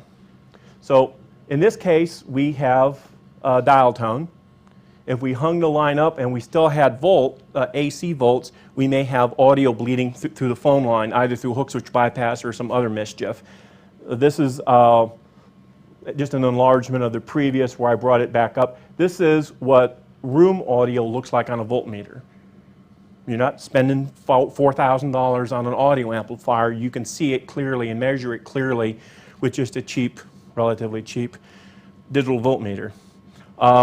This particular voltmeter also gives us the ability to do diode breakdown tests where it will actually sweep voltages over the lines that we're examining and will tell us if we have a diode out there. Most bugging devices have diodes and semiconductors. So again, with a Swiss Army knife of voltmeters, you can modern Swiss Army knife of voltmeters, you can actually see if you have diodes hanging out there. So if you have a bug hanging out on a phone line somewhere, this will say, hey, you know, I've just disconnected all the phone and the PBX, and it says I still have diodes out there. My God, somebody must have put a transmitter in somewhere, or a hook switch, or a bypass, or a slave device, or some kind of mischief. The new, and I'm not just picking on Fluke. I like Fluke, it's a nice product, but any of your modern digital voltmeters will let you do this. This is a high mega ohm insulation breakdown test. It used to be we would throw 600 volts on the telephone line and listen for the crackling as it jumped across the insulation. Nowadays they don't do that. It's all computerized and you're generating a couple of volts and no more, so you're not going to blow your phone system up like we used to do in my government days. This is we've disconnected the phone, we've disconnected the PBX, there's nothing on the wire. This is what it should look like. This is essentially infinity impedance, 256 mega ohms of impedance. Maybe somebody stepped on the cable and it interrupted the insulation a little bit. Now, if somebody throws like a law enforcement slave onto this line, it's going to make a significant difference in this measurement, and this is an FBI slave device on a bugged phone. The FBI, I'm sure, would be very upset if somebody hooked the same wire up, the same situation, same measurements up, and they go, oh, I have 40 mega ohms of impedance on my line, something's not right. And they go out and they go, oh, somebody's put a slave device on my phone. This will actually detect most law enforcement bugging devices. Use it with great care. Now, we're going to talk about hook switches for just a couple minutes and then I'll be out of your hair. This is the inside of a 1958 telephone. From the 50s until the early 80s, almost all of your phones were the exact same design, same schematics, same diagrams. You had the dial up here and the switch here, and they made 1 billion of these springs and 1 billion of this and 1 billion of the ringer. The phone, essentially, if you took a 1979 phone and a 1956 phone and you put them next to each other, you'd go, my God, they're brothers and sisters. Okay. Within the phone, we have the ringer or the clapper. We have the actual receiver here, and we have, this is mechanically connected into this area, and I'll open this up in a minute. This is the hook switch. This is the most dangerous part of the entire telephone. This is the dial, where, for those of you who are too young to remember it, you put your finger in it, and you draw it around this way, you release it, and it ka-chunk, ka-chunk, ka-chunk, ka-chunk, and then you do it again to get the next number. This is before the days of touch tone. Now, in the days of touch tone, all of this remained the same, and all they did is they came out and they replaced your front panel. That's really all they did. Now, this is with the cap off of the hook switch, and what I've done is I put a piece of graph paper behind it so you can see these connections inside. Now, each of these connect to a different part of the inside of the phone. So one is for the speaker, one is for the handset, one is for the line, and so on. Now, the way that this works is when the receiver is off the hook, it draws this bar backwards, closing this connection and this connection, but opening this connection and opening this connection. Audio will now flow through the phone. A clever spy can make the phone pass audio on hook or off hook. It's called a hook switch bypass. Takes a couple hours to teach somebody how to do it. I'm not going to teach it here. Somebody will get into mischief and I'll be testifying in court.